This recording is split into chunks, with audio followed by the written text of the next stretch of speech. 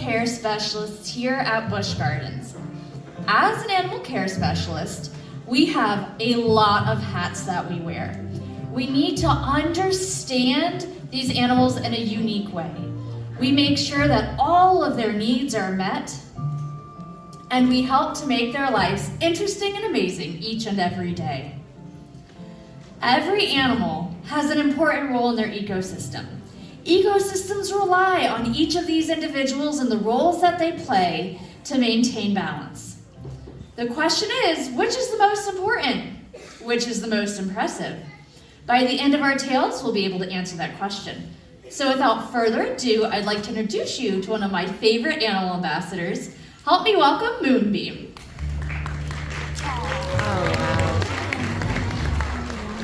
This is Moonbeam.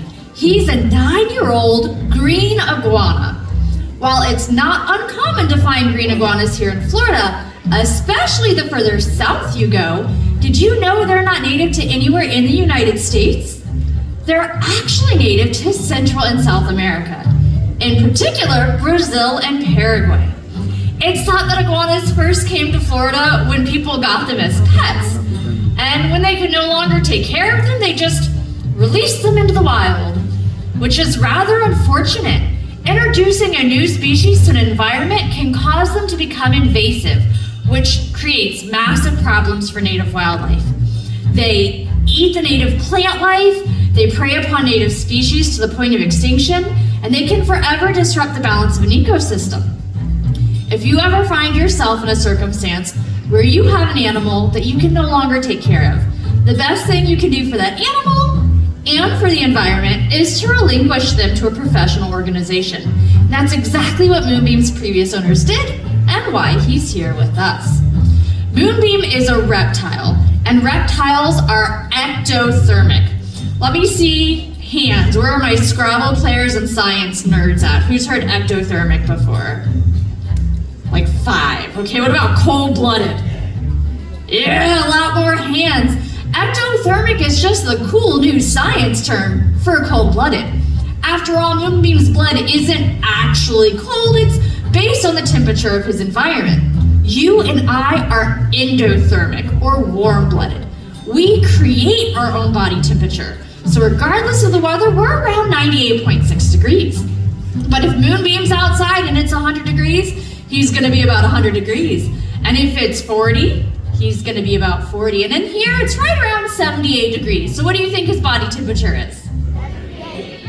You guys got it! The amount of energy a reptile has directly relates to that body temperature too, which is why they're more active during the summer than in the winter, and green iguanas are thriving in places like Miami, but aren't really a threat to invading areas like Canada? No, not until they discover sweaters at least, eh?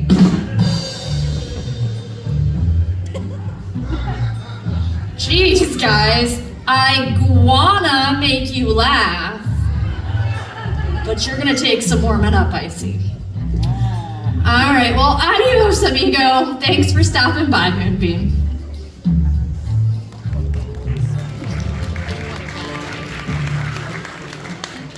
Whether they eat fruits and flowers like Moonbeam, seeds, nuts, grains, or meats, every animal at Busch Gardens has particular dietary needs. And here at Busch Gardens, we have a team of dedicated professionals who focus on animal nutrition. Every diet is analyzed and approved by our veterinary staff, and our nutrition center team spends hours a day slicing, dicing, cutting, weighing out, and preparing the food for all of the residents that call Busch Gardens home, including some of our carnivores. I said carnivores. Never mind, can we meet another herbivore, please?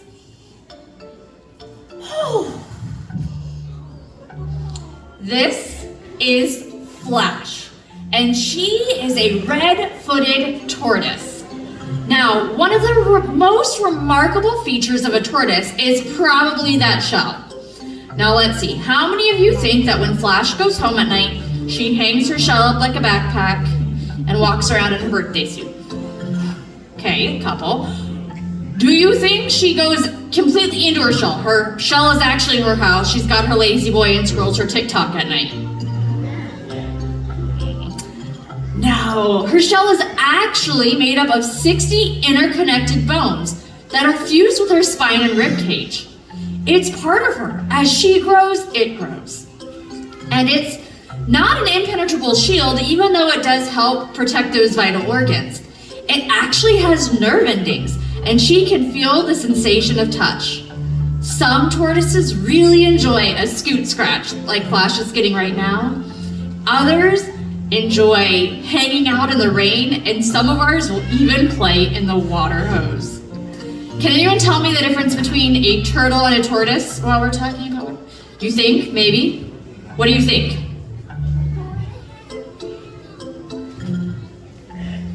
There you go. A turtle stays in the water sometimes and a tortoise stays out.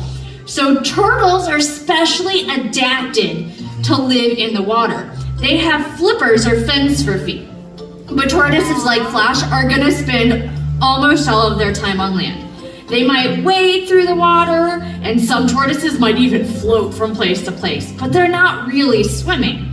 And their feet are designed for life on land. They have cylindrical or elephant-like feet that help to spread that weight out as they're walking.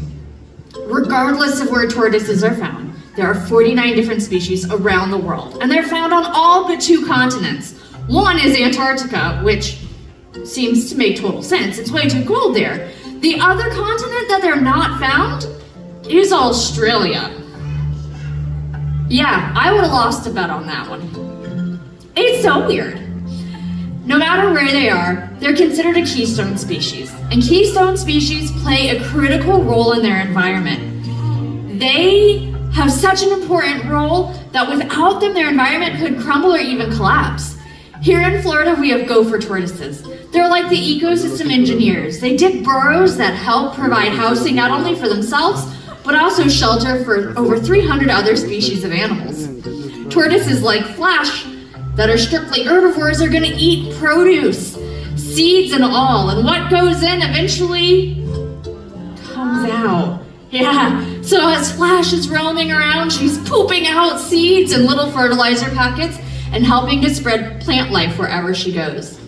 Other tortoises are opportunistic scavengers, and they're gonna help clean up all the decaying material and eat things to prevent them from rotting or harboring bacteria. So tortoises, though they may be slow, have a very special niche to fill in their environment. All right, well, thank you, Flash. Are you trying to get a close-up? You wanna make sure everybody can see you?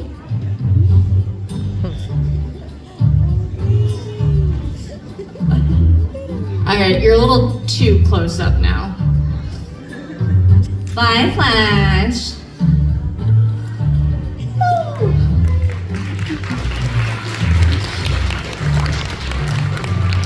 Adaptations are characteristics that animals rely on to survive. They could be things like Flash's shell or the spikes on a porcupine that help protect them from predators. Adaptations can also impact an animal's behavior and deal with the things that they do, such as what foods an animal eats, and even the way they socialize. Now, adaptations belong to our animals big and small, and with that, help me welcome one of our teamier ambassadors. Everyone help me welcome Edgar. Edgar here is an eastern screech owl. Now, before we go any further, who wants to hear a bird joke? Good, because you're gonna hear one anyway. Edgar here is a pretty smart dude. Any guesses what his favorite subject was in school? It was math, obviously.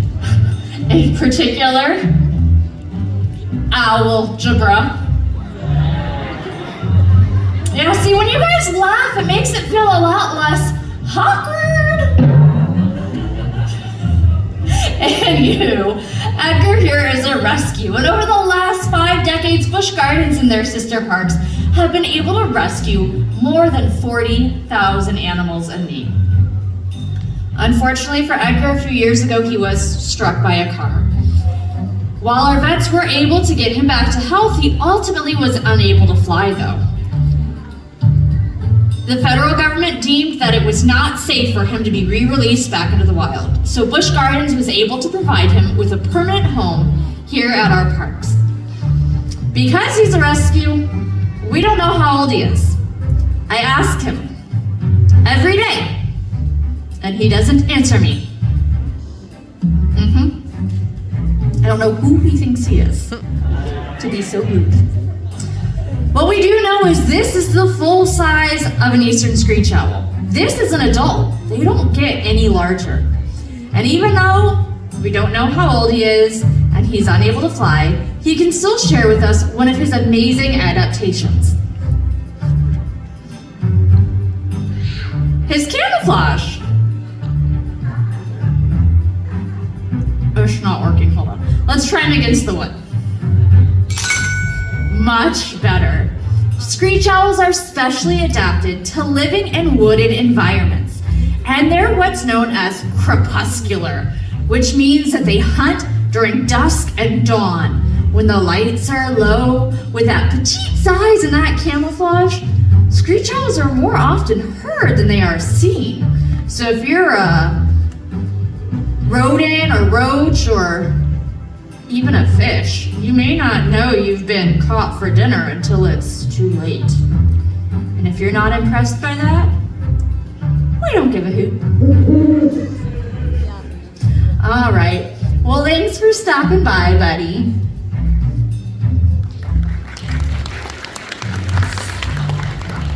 Positive reinforcement is a pretty simple concept. When an animal does something we like, we give them something they like. It could be a favorite snack, a well-placed scratch, time with some of their favorite humans, or even one of their favorite toys. Positive reinforcement training allows us to build relationships of trust with our animals, as we provide the animals with choice and control over what they do. It allows us to teach both simple and complex behaviors, some of which you're about to see here on stage, and others which can be seen throughout our park. It allows our animals, like our crocodile here, to be part of their own care team. Instead of having to be restrained to move, he can actually follow the target and even get on a scale all by himself. Scientists around the world are studying animals, their ability to learn and do puzzles and solve problems and how it relates to intelligence. And with that, I cannot wait to introduce you to our next ambassador. He's a pretty humble dude. He's not one to toot his own horn. Maybe that'll be funny, maybe not, we'll find out. Everyone help me to welcome Baraka.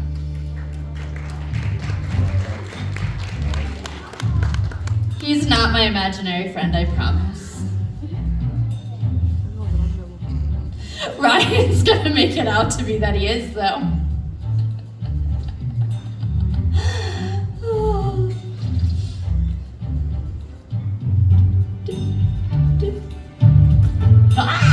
There you go. All right, here we go.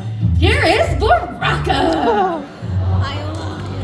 He's a southern brown hornbill. Get it, horn?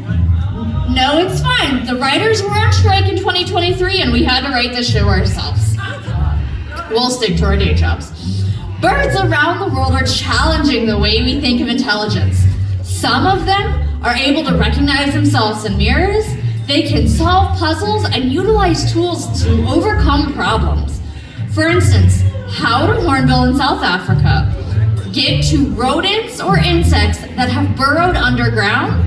They're going to use that beak like a hammer to bang through the rock and soil to find their prize below. Today, Baraka is going to show us something else he can do with that beak. And it's something we can all do to help animals and our environment. And it's use this lovely blue bin. So I'm going to set it here, and Ryan's been staying very hydrated today, so he's got a few bottles, and let's see what Baraka can do with them.